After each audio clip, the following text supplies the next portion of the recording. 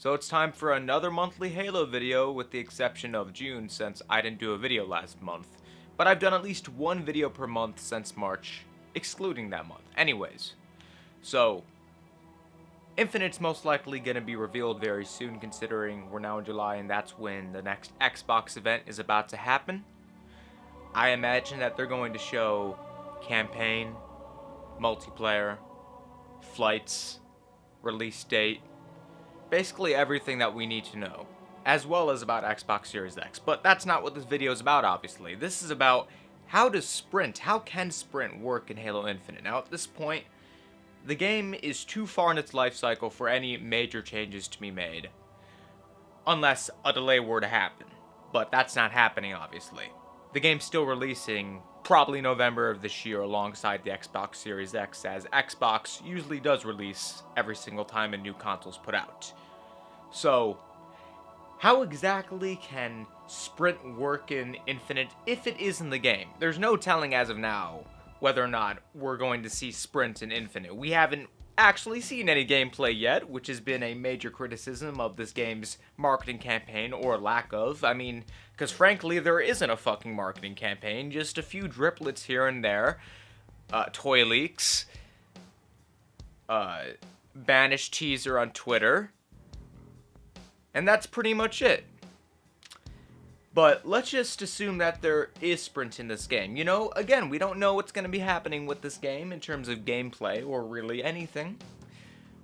So maybe there won't be sprint, but let's just say there is. I feel like there is going to be. So let's just say there is.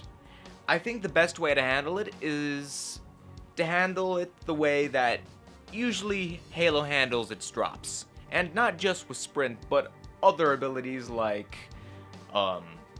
pound, maybe thrust, clamber. I think that there wouldn't be an issue with that staying as a standard ability, just being able to climb up on a platform in a much smoother and fluid fashion. I think there's nothing wrong with that. COD did it, starting with Ghosts, and that's only worked out in that series' favor. Sure, that's a completely different series with a very different style of gameplay, but it definitely does help smoothen things out.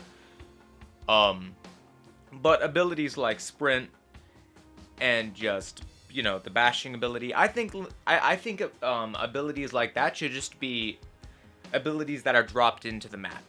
So, like, you have a similar movement speed to, say, Halo 2 or Halo 3, maybe somewhere in between those two. And then if you get to the drop on whatever side of the map first, then that player in the match gets to sprint for like 30 seconds. And then once 30 seconds is done, that's it for that ability. And that's the only time you can get it. Or maybe you can get it a second time. I don't know. Depends on how many times you'd want to put it in for balancing reasons. Which definitely does take a lot of work, so I'm not going to try to give a say about that because I'd come off as an armchair developer because I'm not a game developer at all. I don't know the first thing about making games aside from the fact that games are very expensive, and the more expensive we make them, the more and more likely it is that they're going to have to keep getting more and more expensive because publishers demand games be more fucking bloated because it gives off more of a AAA experience, which only hurts the industry more in the long run. But that's besides the point. I digress.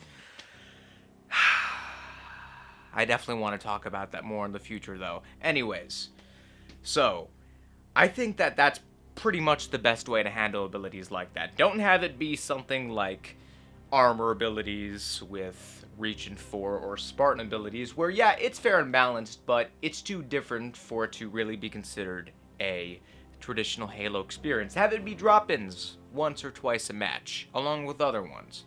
Clamber, may be fine as a default. But just have it be a drop-in, you know? I think that's the best way to handle it. And fuck if I know about how that's gonna go down. But hopefully in a few weeks' time we'll finally see what's up with Infinite. And when we do, I'll be making a video about Infinite itself and everything we learned. Like, yeah, I'll definitely be mentioning it in the Xbox My Thoughts that I'm gonna do when we finally do get that event. But Infinite will be getting a video of its own right after that My Thoughts video happens.